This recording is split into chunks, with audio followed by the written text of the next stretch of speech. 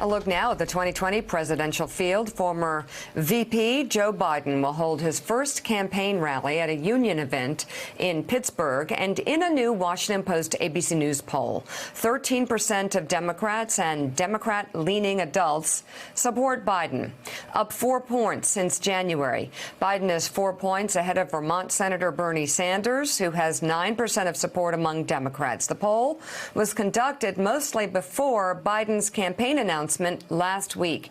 However, when asked to name the candidate they currently support, a clear majority of Democrats and Democratic-leaning independents did not volunteer anyone. It looks like a wide open field. This morning, Biden just received the endorsement of the International Association of Firefighters for President of the United States. Joining us now for a Morning Joe exclusive, General President of the IAFF, Harold Schaitberger. He also serves as Vice President of the AFL-CIO. It is great to have you on this morning.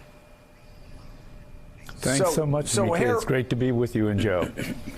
Great to have you. So Harold, the story I always love telling to Republican candidates was how in '96, when the AFL-CIO was running ads against Republicans, I would bash union bosses left and right, till a union guy came up to me, grabbed me by the arm, and he said, "Hey, kid, shut up. We're all voting for you." And so it's the first time I realized there was such a crossover.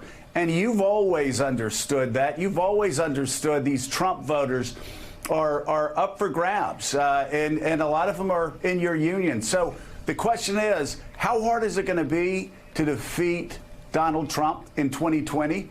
And what does Joe Biden have uniquely that other Democratic candidates may not have to beat Trump? Well, first of all, Joe Biden has the experience. His years in the Senate, his years as vice president, and a proven track record of supporting not just firefighters in our profession, but all workers.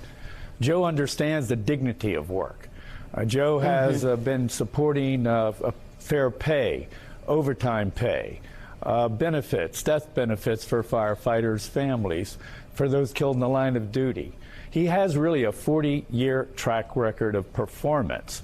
And he also has the ability to speak to those workers, and particularly in the states that are key in the next presidential election, to be able to connect with them, quite frankly, that they did not feel connected to by the Democratic nominee in 2016.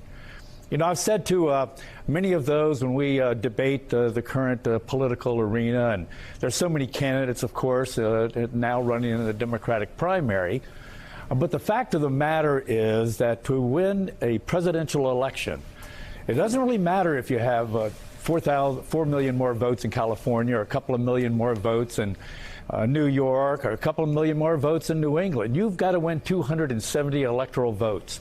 And those votes are key in the states of Pennsylvania, Ohio, Wisconsin, Michigan, Iowa. Joe Biden is genuine and has the ability to connect and touch and speak to those workers and those voters and bring them back from where many of them did migrate to in 2016. So how strong, Harold, how strong is Donald Trump still with some of those voters? Would you warn Democrats that they still have a hard sell to make to switch some Trump voters over to a candidate like Joe Biden? Well, listen, I'm a realist. I've been at this for a while, and I believe that our membership, firefighters, are really a perfect reflection of the political landscape in our country. I have Republicans, Democrats, I have conservatives, some progressives. And my point is that, yes, there are going to be those voters that will still have an inclination to maybe support the current president until they realize a choice and a selection that really has worked on their behalf, who has delivered for them, who will make sure that they'll fight against right-to-work laws, that they'll be making sure that the overtime protections are in place, and that will fight for a decent wage so that workers aren't working, you know, 2 jobs. I mean, I think about the economic measurements right now and the economy that much has been, you know, certainly celebrated about. But the fact of the matter that those jobless numbers too many times translates into two people in the family working part-time and not having full-time hours, working two jobs, not earning a living wage. It's those issues that Joe Biden has a track record of and will bring into the political discourse so that those voters have a clear choice between Joe Biden and the president.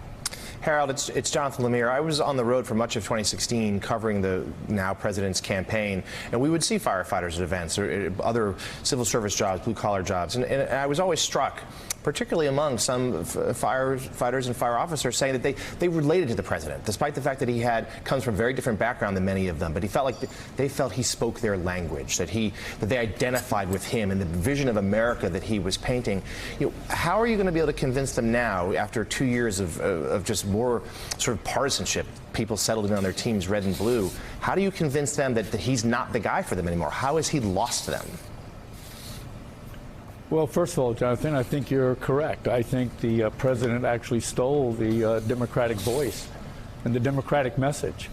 And the fact of the matter is that you have to be able to provide the voters with a genuine, real candidate who just doesn't speak the language, but actually has delivered and has a track record of delivering on behalf of working people, working families.